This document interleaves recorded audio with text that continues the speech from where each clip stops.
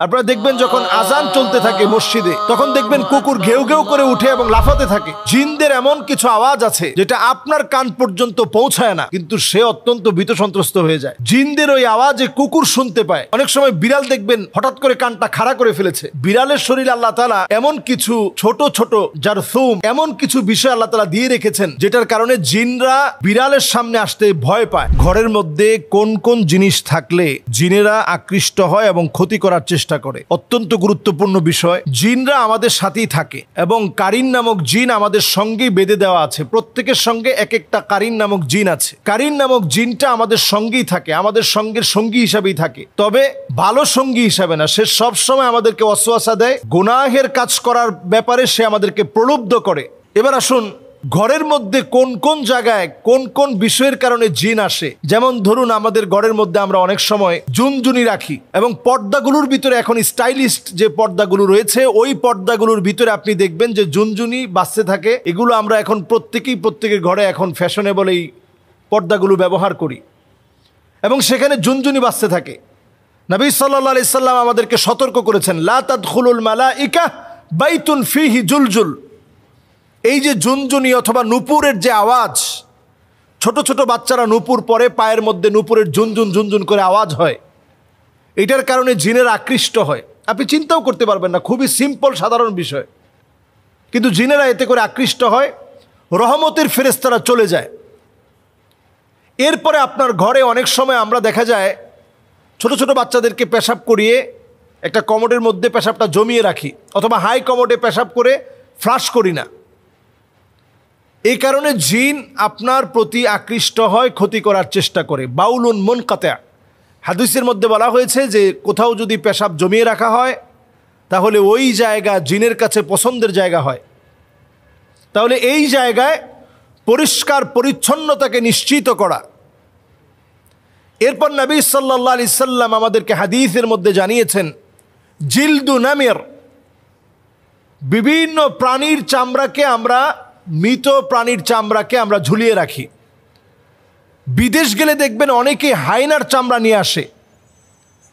এটা আপনি খুব স্বাভাবিকভাবে নিচ্ছেন অথবা মনে করছেন এই হায়নার চামড়া দিয়ে কালো জাদু করা হয়, অথচ এই চামড়া, বাঘের চামড়া, হরিণের চামড়া, বিভিন্ন চামড়া আমরা ক্যালিগ্রাফি হিসেবে অথবা একটা ওয়ালমেট হিসেবে আমরা আমাদের ঘরের মধ্যে সাজিয়ে রাখি। নবীজি সাল্লাল্লাহু আলাইহি ওয়াসাল্লাম সতর্ক করে গেছেন, এটা জিন ঘরের ভিতরে আকৃষ্ট হওয়ার একটা কারণ। নবী আলাইহিস সালাতু ওয়াস সালাম এরপর আমাদেরকে সজাগ সচেতন করলেন, জিন ঘরের ভিতরে আকৃষ্ট হওয়ার আরেকটা কারণ কাতিউ রাহিম, আত্মীয়তার সম্পর্ক যে ঘরের মধ্যে থাকে না। সন্তান হয়ে মাকে দেখতে পারে না, সন্তান হয়ে বাপকে দেখতে পারে না, সন্তান হয়ে আত্মীয় স্বজনের খবর তো নেয় না, নিজের ভাইয়ের খবর নেয় না। এইরকম ব্যক্তিদের ঘরে দুষ্ট জিনেরা আসে। রহমতের ফেরেশতারা এমন ঘরে থাকে না, দুষ্ট জিনেরা এই ঘরের ভিতরে আসে। এরপর নবী সাল্লাল্লাহু আলাইহি সাল্লামের হাদিস থেকে বোঝা যায় যে ঘরের ভিতরে পুতুল থাকে, তাসাউর, বিভিন্ন রকম মূর্তি থাকে, বিভিন্ন রকমের ছবি থাকে। এই ঘরগুলোর ভিতরে রহমতের ফেরেশতারা আসে না।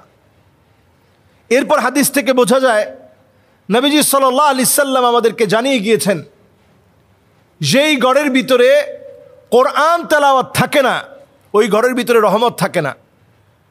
ওই ঘরটা একটা নির্জন বাড়ির মতো পড়ে থাকে, যে ঘরটার মধ্যে কোরআনুল কারীমের তেলাওয়াত হয় না। এজন্য ঘরের ভিতরে কোরআনুল কারীমের তেলাওয়াতকে ইনশিওর করা।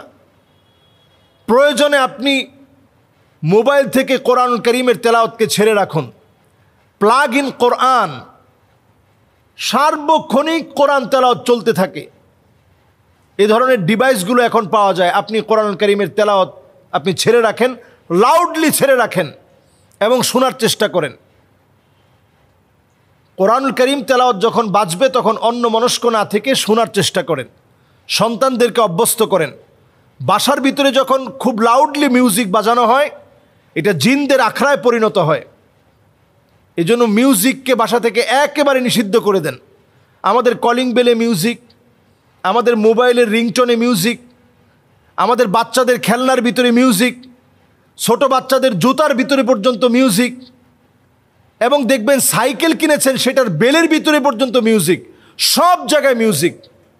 এই মিউজিক জিনদেরকে ডেকে আনে।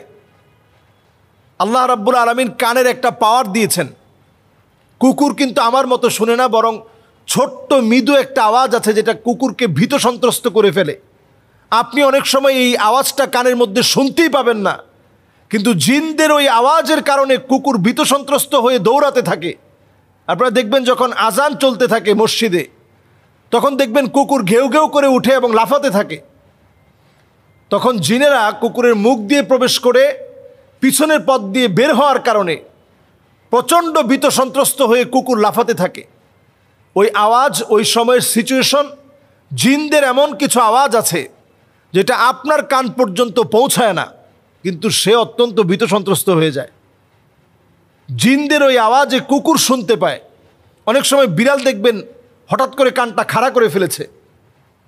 বিড়ালের শরীরে আল্লাহ তাআলা এমন কিছু ছোট ছোট জারথুম, এমন কিছু বিষয় আল্লাহ তাআলা দিয়ে রেখেছেন যেটার কারণে জিনরা বিড়ালের সামনে আসতে ভয় পায়।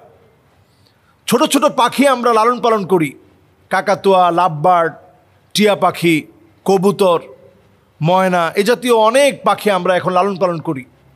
কিছু প্রকারের পাখি আছে যেগুলোকে জিন প্রচণ্ড ভয় পায়।